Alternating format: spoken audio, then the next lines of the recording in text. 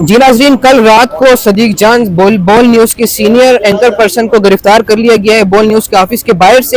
اس حوالے سے ہم بات کریں گے انور رضا صاحب سے جو نیشنل پریس کلب کے پریزیڈنٹ ہے۔ سر بتائیے گا 13 گھنٹے گزر گئے، تو یہ کب تک چلتا رہے گا یہ سلسلہ، اور یہ کیا ہو رہا ہے صحافیوں کے ساتھ؟ دیکھیے، کل جب صدیق جان کو ان کے آفس کے باہر سے اغوا کیا گیا، سویلین کپڑوں میں کچھ لوگ ملبوس تھے، ہمیں نہیں معلوم تھا کہ وہ کہاں ہیں اور کون انہیں اٹھا کر لے گئے۔ ہم نے وہاں پر پروٹیسٹ کیا اور ہم نے جو ذمہ داران تھے ان سے بھی پوچھا کہ بتائیے کہ صدیق جان کہاں پر ہے، ان کا جرم کیا ہے، نہیں پتہ چلا۔ آج جب دہشت گردی کی عدالت میں ہم آئے تو جج صاحب سے ہم نے ریکویسٹ کی کہ ان کے بارے میں معلوم تو کیا جائے کہ آخر وہ کس کی کسٹڈی میں ہے۔ اب اسلام آباد پولیس کی جانب سے 13 گھنٹے بعد یہ اسٹیٹمنٹ سامنے آیا ہے کہ صدیق جان کو دہشت گردی کے مقدمے میں اریسٹ کیا گیا ہے اور کاؤنٹر ٹیررزم ڈپارٹمنٹ نے انہیں اریسٹ کیا ہے۔ پہلی بات تو یہ ہے کہ جو عمران خان کی پیشی کے بعد 18 کو مقدمہ درج کیا گیا تھا، اس مقدمے میں صدیق جان کو اب ضمنیوں میں نامزد کیا جائے گا کیونکہ وہ نامعلوم افراد پر مقدمہ تھا۔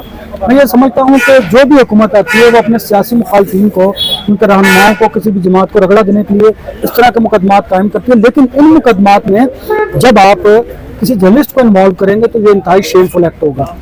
دیکھیے، اگر آپ کو کسی سے کوئی پرابلم ہے، جرنلسٹ سے کوئی مسئلہ ہے، کوئی ادارے موجود ہیں، آپ قوانین کے مطابق کام کیجیے۔ ہم ہمیشہ جب بھی کوئی کسی کی حکومت ہوتی ہے، کسی بھی سیاسی جماعت کی، ہم یہ ضرور اس کا اظہار کرتے ہیں کہ ریاستی اداروں کو اپنے مقاصد کے لیے استعمال کرنے سے نہ صرف ادارے کمزور ہوتے ہیں، انصاف کا قتل ہوتا ہے، اور جو عوام کا اداروں پر اور جو سیاستدانوں پر اعتماد ہے وہ ختم ہوتا چلا جاتا ہے۔ یہی وجہ ہے کہ ان اختلافی آوازوں کی وجہ سے ہر حکومت میں یہ مسئلہ رہتا ہے، اور حکومتیں چاہتی ہیں کہ ان کی مرضی اور منشا کے مطابق ہم رپورٹنگ کریں۔ اب صدیق جان کو جس مقدمے میں اریسٹ کیا گیا اس کی فوٹیج موجود ہے۔ اس فوٹیج میں صدیق جان اس پولیس والے کو کہہ رہا ہے کہ آپ جائیے، یہاں سے نیچے اتریے، ہماری جان کو عذاب میں مت ڈالیے، آپ نیچے جائیے، اور انہوں نے کہا کہ آپ دروازہ بند کیجیے تاکہ غیر متعلقہ شخص اوپر نہ آئے۔ اب وہ اوپر کیا کر رہے تھے؟ وہ اوپر اپنی رپورٹنگ کر رہے تھے، جو کچھ اس جوڈیشل کمپلیکس میں ہو رہا تھا وہ رپورٹ کر رہے تھے۔ کیا جو کچھ وہ دیکھ رہے ہیں اس کو رپورٹ کرنا جرم ہے؟ اگر تو یہ جرم ہے تو یہ جرم ہم کرتے رہیں گے۔ یہ آزادی اظہار رائے پر قدغن کے مترادف ہے، ہماری آزادی کو سلب کرنے کے مترادف ہے۔ مجھے افسوس اس بات پر ہوتا ہے کہ جب یہی جماعتیں اپوزیشن میں ہوتی ہیں اس وقت یہ کلیم کرتی ہیں کہ ہم آزادی اظہار رائے کے لیے قوانین بنائیں گے، ہم جرنلسٹوں کو پروٹیکٹ کریں گے۔ پروٹیکٹ کرنا تو ایک طرف رہا، اب ان کی حکومت میں جتنے مقدمات درج کیے جا رہے ہیں شاید ماضی کی حکومت میں بھی نہیں کیے گئے تھے۔ اس طرح کے اقدامات کو روکنے کے لیے اب صحافتی تنظیموں کو، نیشنل پریس کلب کو ایک لائحہ عمل مرتب کرنے کی ضرورت ہے، اور ہم اس پر سوچ بچار کر رہے ہیں۔ سر، انٹرنیشنل اداروں کے ساتھ آپ لوگ رابطے میں؟ جرنلسٹ کی ایسوسیشن جو ڈیفرنٹ ہوتی ہے، کیونکہ سر پاکستان میں بہت زیادہ کوئی آزاد صحافت نہیں کر سکتا، کوئی بھی بات کرتے کسی بھی، کیونکہ سر جرنلزم میں تو یہ ہے کہ کسی کے دوست نہیں ہوتے، مستقبل کی دشمنیاں ہوتی ہیں ان کی، بندہ کسی کے بھی خلاف بات کرتے تو دشمن بن جاتے۔ تو سر اس حوالے سے آپ کیا کہتے ہیں؟ انٹرنیشنل فورم پہ ان مسئلوں کو اٹھائیں گے؟ دیکھیے، جو Pakistan federal union of journalist ہے ان کی ایفیلیشن IFJ کے ساتھ ہے، اور IFJ دنیا بھر میں ان کی تنظیموں کے لوگ موجود ہیں۔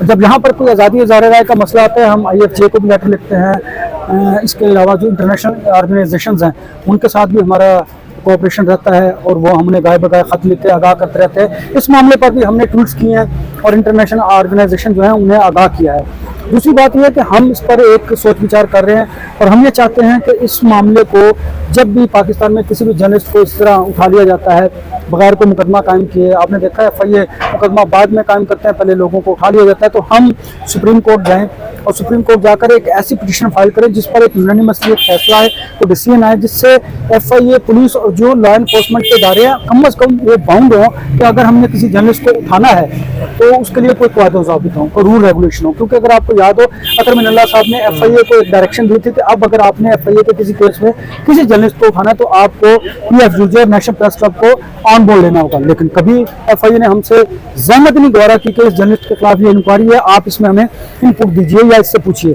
تو دیکھیے، ایسے جو قوانین ہیں، جو SOPs ہیں، ان کو اب امپلیمنٹ کروانے کی ضرورت ہے۔ اور دوسری بات یہ ہے کہ جو اختلافی آوازیں ہوتی ہیں وہ سماج میں بہتری کی گنجائش پیدا کرتی ہیں۔ اگر آپ ان آوازوں کو بند کر دیں گے تو یہ میں سمجھتا ہوں کہ معاشرے کے ساتھ زیادتی ہوگی۔ ہاں، دوسری جانب ہمیں خود بھی اپنی رسپانسبلٹی کا احساس ہے کہ ہمیں کسی بھی سیاسی جماعت کے ایجنڈے کو آگے لے کر نہیں چلنا، کیونکہ جو جرنلسٹ ہے اس کا کام ہے کہ جو حقیقت پر مبنی چیزیں ہیں اس کو سچائی کے ساتھ عوام کے سامنے رکھیں۔ اب یہ عوام نے فیصلہ کرنا ہے کہ انہوں نے کس کو ووٹ آؤٹ کرنا ہے اور کس کو ووٹ ان کرنا ہے۔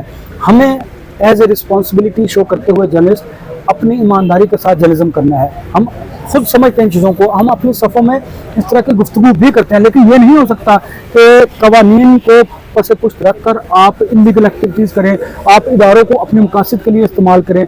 हम ऐसे जो इक़दाम हैं उनकी नफ़ी पहले भी करते चले आए हैं, आइंदा भी करते चले आएंगे, क्योंकि मैं ये समझता हूँ जो आज़ादी इज़हार राय का मामला है वो सिर्फ आपसे या मुझसे नहीं जुड़ा, हमारी जर्नलिस्ट कम्युनिटी का मामला नहीं, बल्कि ये इस मुल्क में बसने वाले 24 करोड़ आवाम का मामला है और हमें इसे प्रोटेक्ट करना है। Sir chief justice of Pakistan से क्या मुतालिबा करेंगे? सर अरशद शरीफ खत लिखते रहे, उनका कत्ल हो गया, तो सर ये अभी भी अगर वो खामोशी इसके ऊपर इख्तियार करते हैं तो सर बुरा नहीं होगा? देखिए, अनफॉर्चुनेटली हमारे जो इदारे हैं वो मसलियत का शिकार होते हैं। आपने देखा माजी में नजरिया ज़रूरत को हमेशा मद्देनजर रखा गया, लेकिन अब ज़माना बदल गया है, अब लोग बदल गए हैं, पाकिस्तानी अवाम बड़े बाशऊर हो चुके हैं। अब इदारों को भी खुद को बदलना होगा, आपको मेरिट पर मबनी जो है फैसले करने होंगे, अदरवाइज लोग इस पर क्वेश्चन मार्क करेंगे और कर भी रहे हैं। अगर आप इदारों की सेंटिटी चाहते हैं, आप जमहूरियत को मजबूत करना चाहते हैं, तो आई थिंक आपको अब अपनी जो पॉलिसीज हैं उनको रिविजिट करना होगा, और सबसे ज़्यादा जो रिस्पॉन्सिबिलिटी है मैं समझता हूँ वो हुकूमत वक्त पर होती है।